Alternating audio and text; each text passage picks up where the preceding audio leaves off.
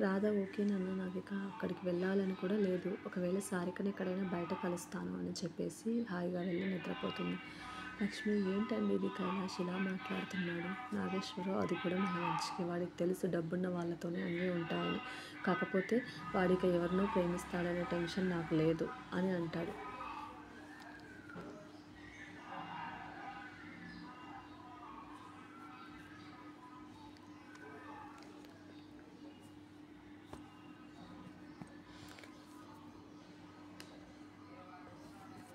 లక్ష్మి సరిపోయింది అని పడుకోండిక అని హాయిగా నిద్రపోతుంది.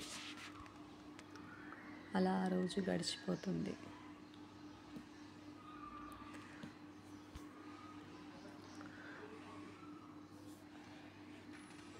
మరుసటి రోజు రాధ ఇక చదువు అయిపోయింది.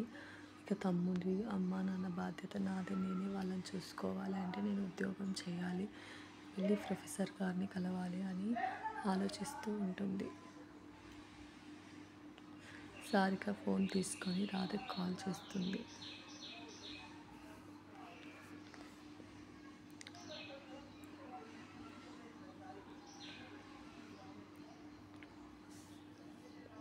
రాధ మొబైల్ రింగ్ అవుతుంటే లిఫ్ట్ చేసి హలో సారిక, గుడ్ మార్నింగ్ అని అంటుంది. సారిక గుడ్ మార్నింగ్ రాధ, అని నిన్ను కలవాలి ఈరోజు. రాధ ఓకే అని నేను ప్రొఫెసర్ గారిని కలిసి తర్వాత వచ్చి నిన్ను కలుస్తాను అని అంటుంది.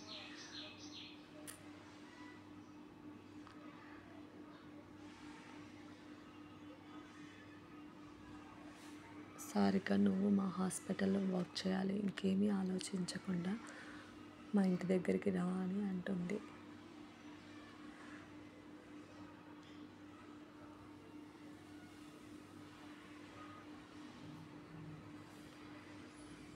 రాధ అది కాదే సార్, ఏమని అనుకుంటారు, నువ్వు ఎలాగో ఆయన దగ్గర వర్క్ చేయవు కదా, నేనైనా చేయాలి కదా, ఇలా అయితే ఎలా అని అంటుంది. సారిక అలాగా నువ్వే ఆలోచించు, సార్ ఇచ్చే శాలరీతో నీ ప్రాబ్లమ్స్, మీ తమ్ముడు చదువు అన్నీ సాల్వ్ అవుతాయో చెప్పు.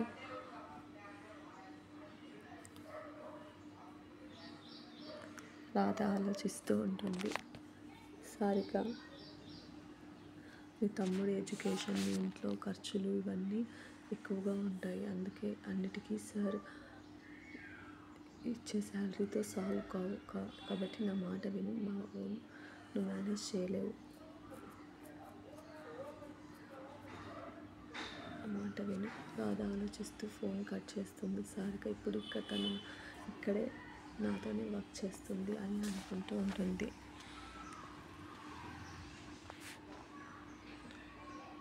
రమణ బయటికి వెళ్తూ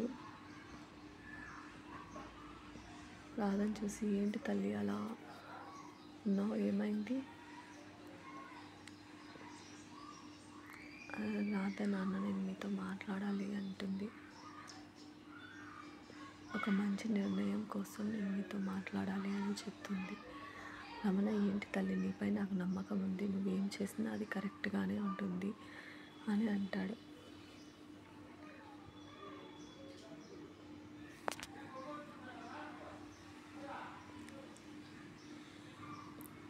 రాధ, నాన్న నేను మా ప్రొఫెసర్ వద్దనే వర్క్ చేస్తే నాకు కేవలం 50,000 రూపాయలు శాలరీ వస్తుంది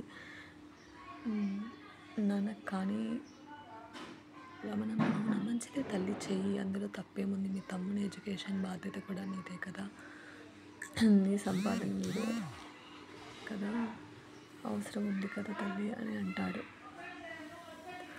రాధ, అది నాకు తెలుసు నాన్న, కానీ మా ఫ్రెండ్ సారిక వాళ్ళకి ఓన్ హాస్పిటల్ ఉంది, అందులో వర్క్ చేస్తే నాకు 1,00,000 రూపాయలు జీతం వస్తుంది, ఏమంటారు మీరు?